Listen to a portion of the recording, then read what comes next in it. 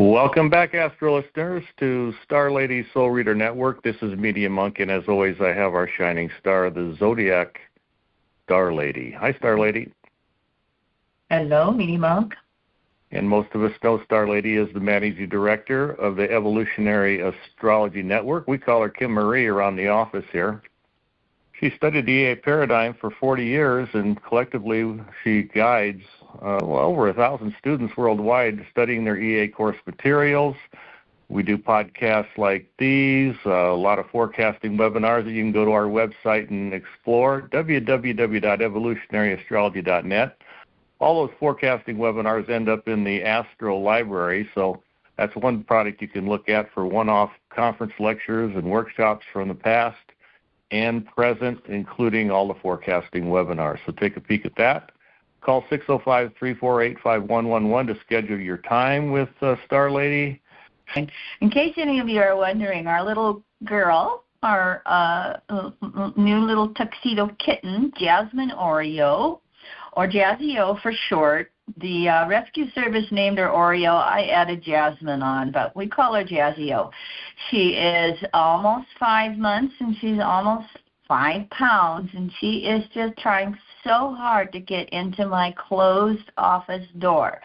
She's not making any noise, but boy, those little claws are underneath that door trying to get in here.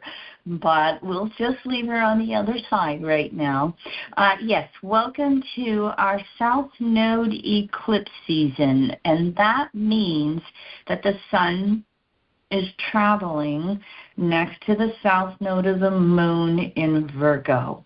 When we have a south node eclipse season, it's time to review the past on emotional levels, on that egoic level, as we say. Now, the lunar eclipse is September 7th, and it will take place at 15.5 degrees, sun in Virgo, moon in Pisces. A lot to talk about, a lot going on, so I'm going to speed myself up a little bit talking, okay, but you'll have it as a recording. You can listen to it again if you want to. Probably two things before I get into this eclipse season. First of all, we had Mars in Libra make a waxing square to Jupiter September 4th, 18.5 degrees Mars Libra, and Jupiter Cancer. What Mars is doing right now, it is activating a T-square with Jupiter and Chiron on September 16th, in the middle of this eclipse season, from lunar to solar. September 16th, Mars is going to oppose Chiron at 26 degrees Libra, Chiron retrograde 26 degrees Aries. So we have a T-square in the cardinal signs, and I just wanted to put that out there a little bit. Mars in Libra is learning, it's in its opposite sign of rulership. How are we learning giving and receiving? How are we listening to others? How are we initiating in our life with consideration of others? And so this T-square in the cardinal signs can be stirring up the relationships. Mars, I'm going to make an effort to balance it out, but distorted Mars goes, it's my way or the highway. And Chiron retrograde in Aries, finishing up that sign, if it's wounded, it gets very self-centered and selfish as well. And it can create some pretty harsh communications and actions with others. And then sensitive Jupiter and Cancer is like, oh my gosh, can't we all just get along? I don't feel very good. And so Jupiter and Cancer is having to pay a lot of attention to how things feel on emotional levels. Cancer, ruled by the moon, that's putting all its own energy into this eclipse season. So look at this one a little bit. Mars will move out of this T-square by the time we get to the end of September. Jupiter's going to go on and make 3 waxing squares to Chiron from Cancer, Aries, and then the last one will be Leo, Taurus. So Mars is kind of initiating the stage of how Jupiter waxing square Chiron is going to be over the next 12 months, over the next year. And so this is opportunities to heal on emotional levels, especially if we're paying attention to what's going on for us right now on emotional levels. Jupiter's growth and integration, it's going to come have a retrograde cycle in Cancer. And so as it is pointing out things to us emotionally, what is Chiron going to do to heal things, to initiate a healing process? So that adds into this eclipse season. The other thing that we have going on is we're recording this September 6th. Yesterday, September 5th, yesterday evening from this recording, Uranus turned stationary retrograde for 5 months. Remember, Uranus went into Gemini July 7th? By the way, free podcast on our website, on our YouTube channel, Evolutionary Astronet, if you want to go check out more details on Uranus' 7-year transit through Gemini. In EA, we call it brain switching. Gemini's left brain, Sagittarius' right brain. When Uranus, which rules the brain, goes into Gemini, we go back and forth and back and forth and back and forth between our logical and our intuitive minds. Gemini, Mercury ruled, Sagittarius, Jupiter ruled. And so Mars turning stationary retrograde in early Gemini, 1.5 degrees, points towards the polarity Sagittarius.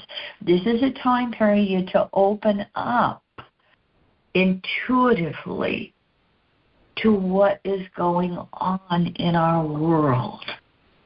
Now, in that consensus world, Uranus turning retrograde in Gemini, we can be talking BS all over the place. We can just be saying words and words and words and words, trying to confuse everything and mix everything up.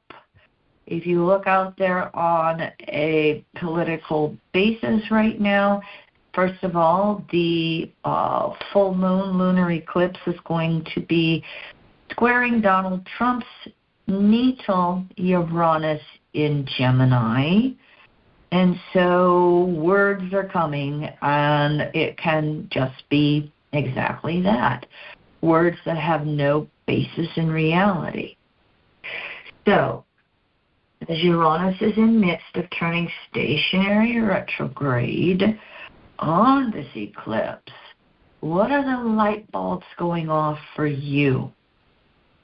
What are the aha moments you are already recognizing in your world as intuitive hits of truth versus chaos and activity and just sometimes meaningless conversations or words?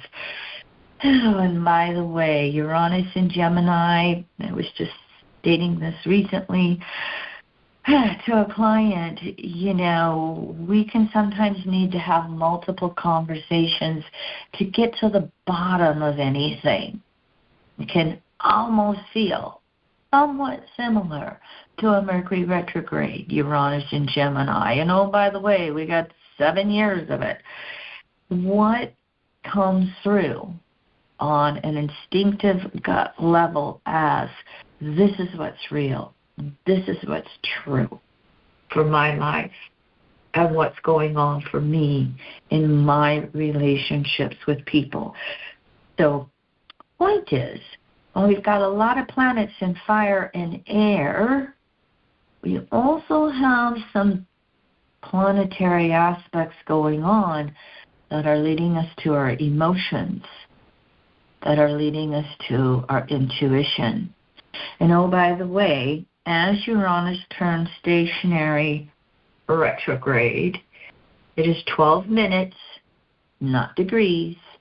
It is 12 minutes, a quarter of a degree from making a waxing trine to Pluto retrograde at a 1 3/4 Aquarius. This is the closest they're going to come until next year, as we move into Uranus making 5 waxing trines to Pluto, Gemini, Aquarius, 26, 27, 28. So that's also kind of setting the stage right now with where we're at with conversations, where we're at with truth and facts, where we're at with this world of AI that is just exploding all around us. Who is going to have the final word that makes it out there into this media-driven world that can quite easily send us into mental chaos and mental stress issues and mental breakdowns? Uranus air sign, Pluto air sign. 7 years of it. Now Uranus is going to retrograde back into Taurus for about almost 5 months, a little over 5 months actually. We'll address that when it comes up here November through April. But we've got a lot of intense air, which is mental, which is how we communicate, which is how we look at facts, which is how we are going to address the rapid changes going on in our world. Uranus retrograde in Gemini, especially stationary retrograde right now, is going to put on the brakes. Wait a minute, I got to think on this. I got to ponder this to see how it really works in my world. Is it a truth for me? Is it a bottom line truth for me? You know, one of the Sagittarius phrases is, show me the truth, show me the truth, show me the truth. Oh, isn't it interesting here how these Epstein files are kind of blowing up in the Republican political leaders' faces, and the mega masses in the consensus world, I don't think they're going to let it go. I don't think the victims are going to let it go. They should not. The truth should come out for both political parties. Stay tuned. We'll see how this unfolds. This then brings us to eclipse season. And one more time, when we have a south node eclipse season, both lunars and solars, south node eclipse seasons are reviewing the past. It's the past coming up into our face again. This is happening on that big political level out there. It's happening for all of us on a personal level. So, south node in Virgo, we are going to be addressing all of the Virgo key words. How are we moving through inner, outer criticism? If we're inwardly critical, we can be outwardly critical. How do we replace that inner, outer criticism with better communications? Mercury, ruler of Virgo. How do we address it with self-improvement ideas? How do we address it with self-improvement conversations? How do we address it with diet, exercise, and rest? Where are we being tasked to self-improve in those areas? We have Mercury transiting in Virgo. It's going to make a conjunction to the Sun in a couple of days, September 13th at 21 degrees Virgo. Mercury's going to conjunct that South Node in a few days, September 11th, at about 19 degrees Virgo. So we've got multiple punch going on here with the ruler of Virgo in Virgo on the Sun, on that South Node, emphasizing all of these Virgo reviews. So it's mentally emotional. Virgo is ruled by Mercury. It's bringing up the mental. South Node is bringing up the emotional. Oh, and Virgo is the element of earth, which is the physical. What's working in the reality of our world and what's not, and how do we make the changes? How do we deal with any way we feel less than with Virgo? Virgo is the inferiority complexes. That Virgo-Pisces polarity deals with anything that is less than the potential of perfection. Consensus religions take the Pisces archetype and they project perfection onto universal source energy. Why would something perfect create this mess? ? And it's easy then to have that reflected back to us, and we sense our imperfection. We sense the huge void of where we are less than. And so we can fill those voids up with all kinds of busybody stuff. We can fill it up with excuse making. We can fill it up with procrastination. We can fill it up with those big old inferiority complexes. So how are we then addressing self-love and self-worth? How are we learning to be gentle with ourselves? Healthy Virgo is very loving. Healthy Virgo is giving. That's where we get into the whole concept of healthy work or sacred work, as Jeffrey Green would call it. How do we find our karmic path forward through serving another, through the whole concept of work? Oh, by the way, this South Node lunar eclipse is got us past vacation time and back into work mode. How well are you addressing that? My Virgo mantra, I discern, is intuitive wholeness. I discern Virgo with intuitive wholeness, Pisces. So all this is being emphasized in our life. How do we put one foot forward in front of the other?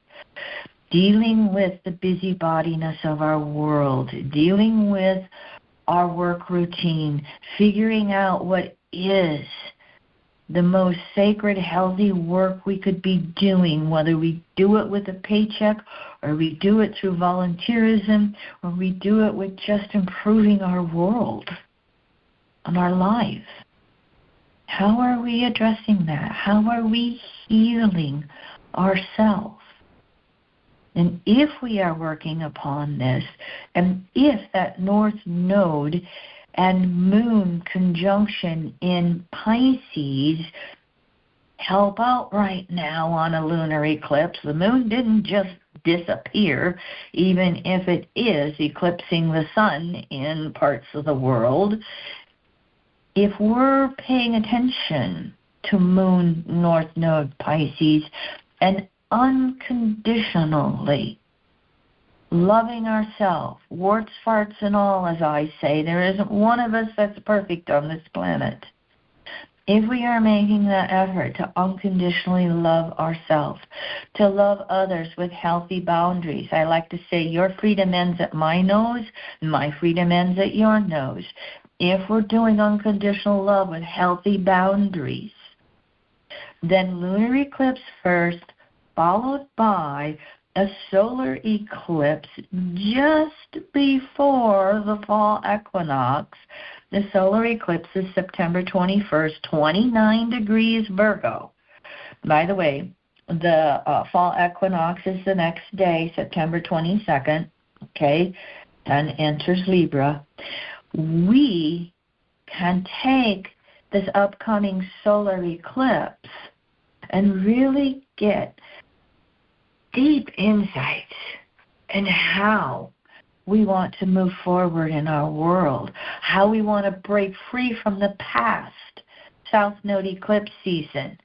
And if we're not doing that, that past, especially if we were Virgo abusive, that past could catch up with us on that solar eclipse. Donald Trump, are you listening? Thank you for your attention to this matter. So, we have to be looking at this. I personally like it when that lunar eclipse comes first and blows it up in our face, followed by the solar eclipse. That way we can take that new moon and make those new beginnings. And by the way, I am someone who says that eclipse season, lunar eclipses, solar eclipses, while we see that eclipse in the sky, it's just magnifying how we are being asked to change on a solar lunar level, on a conscious emotional level. And so we've got a lot of opportunity for ourselves right now.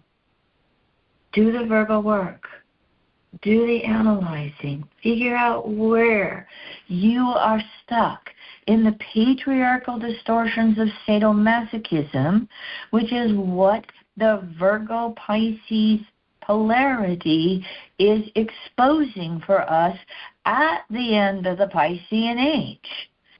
Here's Saturn, September 1st, freshly retrograde back into Pisces till February 13th.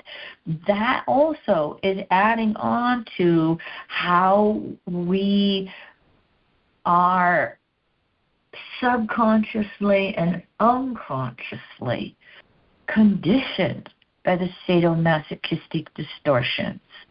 Just a little review for you. Most of our organized consensus religion teaches that God is male, old man, white beard on a cloud judging us. God is outside of ourselves, and God is perfect. Well, one more time. Why would something perfect create this mess? Natural spiritual laws and principles, which are always observable in nature. Observe, correlate. Observe, correlate. You don't need a book. You don't need a person. You don't need a building. It's 24/7. Universal source is an energetic force. It's beyond a gender.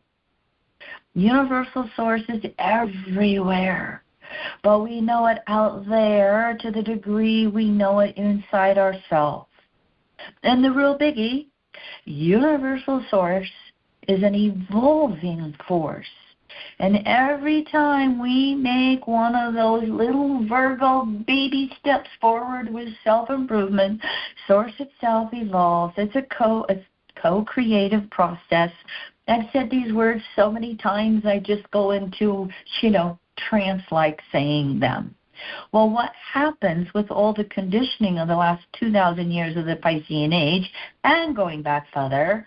Well, we're all conditioned to feel guilt because we're not perfect. And it's easy to feel this guilt with our imperfection. I blew the diet. I really didn't get this exercise program going the way I wanted. I yelled at my child. Whatever it is. We have two responses to that guilt. One response is, I have to atone for it. I'm the victim. I'm the masochist in extremes. I've got to do better. I've got to do better. I'm going to beat myself up over this. And then I'm just going to, repeat it all over again, self-prophecy. I'm going to procrastinate. Here's all these distortions of Virgo again. And so, how do we be gentle with ourselves on this South Node eclipse season? How do we love ourselves? How do we make that step forward again? The process of perfecting. It's not praying ourselves perfect with an outfit. It is actually putting one foot in front of the other. The other response to that guilt is anger. How dare they judge me? How dare they hurt me? Over eons of time, the Piscean age, last 2,000 years, I'm going to get them. I'm going to hurt them before they hurt me. Then we have the sadist. We have the victor. You can see that going on right now with the Epstein scandal, which is sexual in nature, which also goes back to all the religious conditioning of woman Eve less than, the problem, the temptation, and man Adam better than. And guess what? At the ending of this Piscean age, it is blowing up in a lot of faces. And this eclipse season is really bringing it to a head. Is it going on in your personal world? Where do you have to really make amends being the victor? How do you stand up for yourself being the victim? Release the names, both political parties. Whew, okay, that's what's going on in this eclipse season. Venus is going to go into Virgo September 19th through October 13th. It's going to really bring up the whole value equation. It's going to bring up the whole giving and receiving in relationships equation. Mercury's going to move into Libra September 18th, the day before, through October 6th, and those, lines in the sand are going to be drawn, and who's going to nuke it out, battle it out? How do we find our compromises? Mercury is going to oppose Saturn-Neptune as it goes into Libra. Sun's going to oppose Saturn-Neptune as it goes into Libra with the fall equinox. And all of this South Node eclipse Virgo energy as the inner planets move into Libra, then also continues that conversation. One of the things that happen is eclipse seasons come every 6 months. And so the rule of thumb is whatever comes up to be addressed on this South Node eclipse season has 6 months to work itself out until we move into North Node eclipse season 6 months later. Okay, that was a little bit of a roll. Thank you for listening, everybody. You can go back and listen to this again. If I rattled off too fast, Media Monk, I made it in 30 minutes. Comments from you? Yeah, you gave him plenty to chew on, so thank you for doing all that research, and yeah, it's a powerful time for sure. All right, everybody. Do your best to self-love and self-improve as much as you can, as best as you can. Remember, one foot in front of another. That's what really counts. And then as you do that with yourself, how well can you do that with others? Thanks for tuning in, everybody. We'll see you next time on the Star Lady Soul Reader Network.